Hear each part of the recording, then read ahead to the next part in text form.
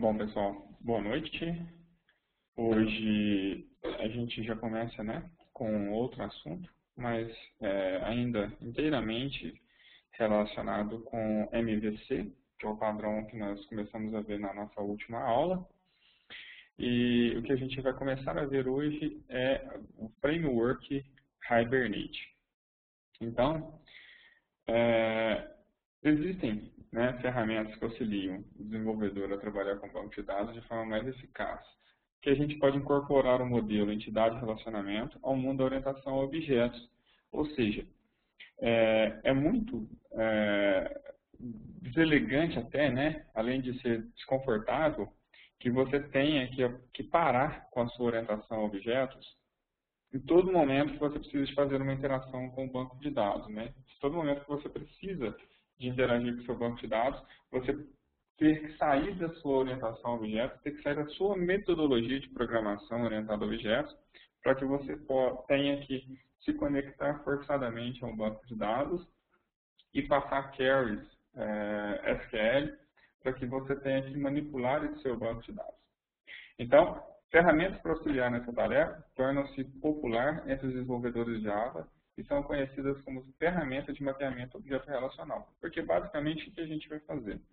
A gente constrói mapeamentos para servir, para que o Hibernate consiga interpretar o que a gente pretende fazer somente na orientação a objetos e ele possa reestruturar isso para a gente de uma forma que consiga representar as nossas criações de objetos do lado da orientação a objetos no meio relacional, com SGBDs relacionais.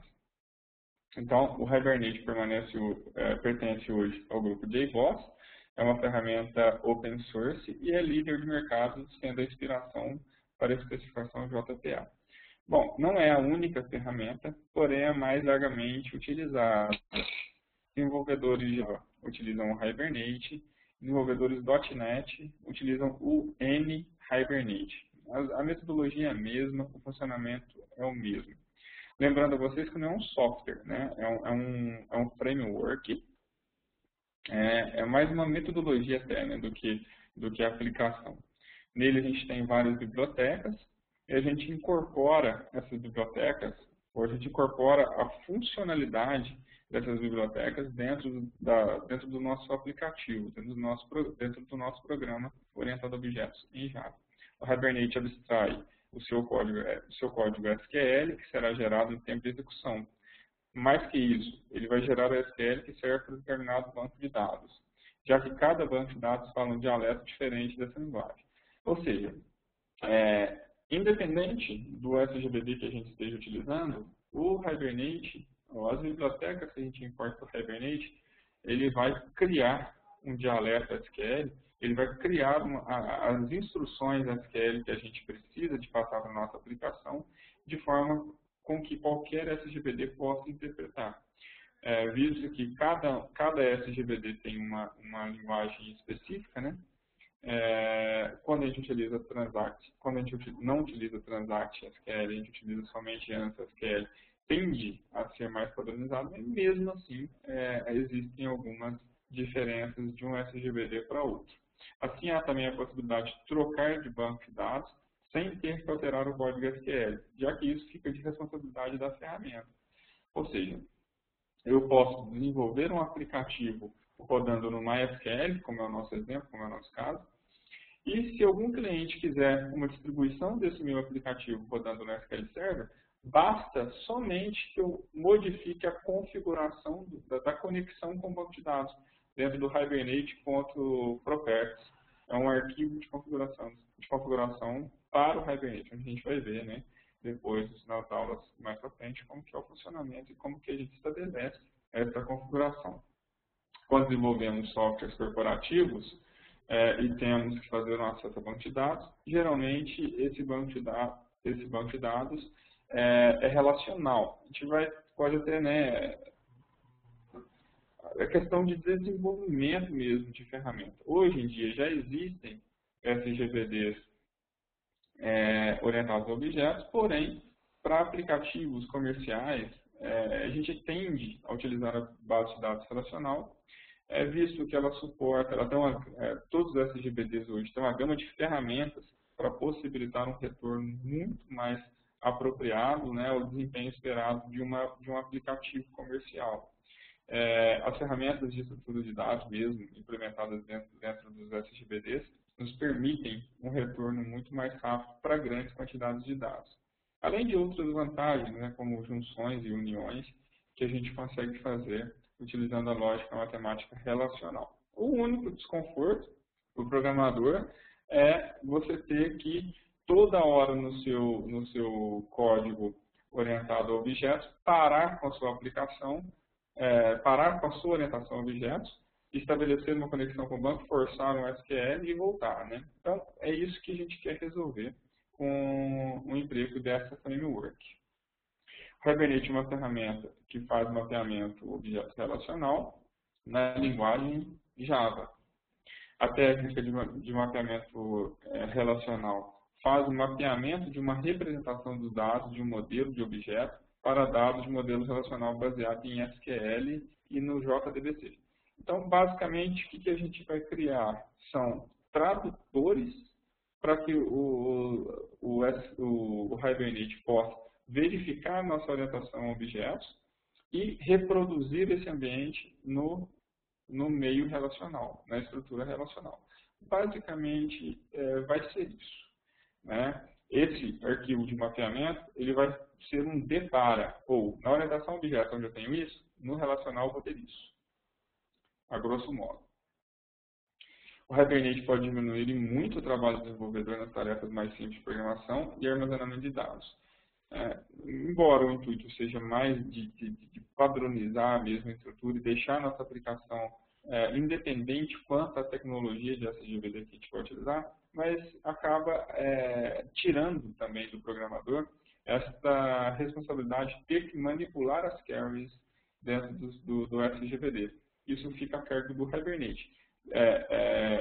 Tendo como vista que você precisa de saber exatamente o que está acontecendo para que você possa reproduzir o cenário. Não quer dizer que você não precise de estudar banco de dados, né? Muito pelo contrário, você precisa de estar ciente de tudo que você está fazendo, senão você não consegue reproduzir o cenário perfeito.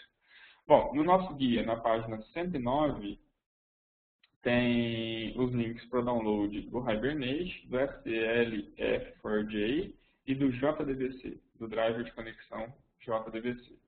E tem também na página 110 uma listagem com todos os pontos JAR, né, que a gente vai precisar de ter, né, que a gente vai precisar de fazer o download, mas eles já vêm dentro da biblioteca do Hibernate.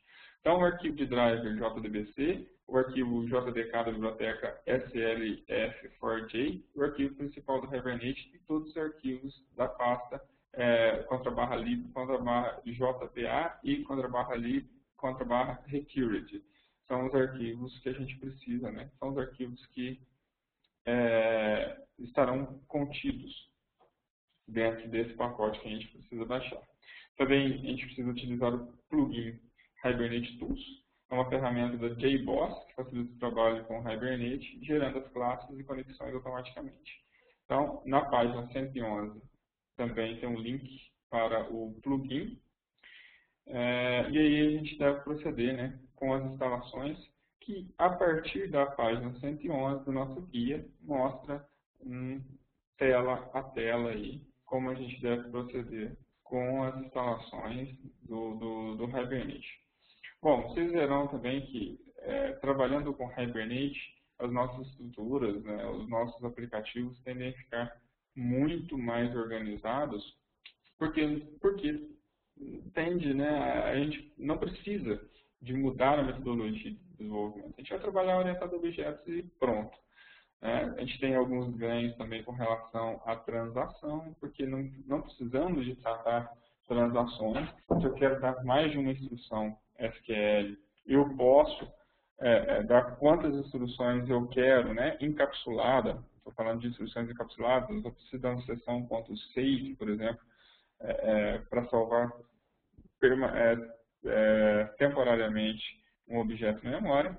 E eu vou dando sessão .save, sessão .save, sessão .save. No fim, quando eu já gravei todas, quando eu já chamei, né, a construção de todas essas, para todas essas carries SQL, eu dou um transação.commit.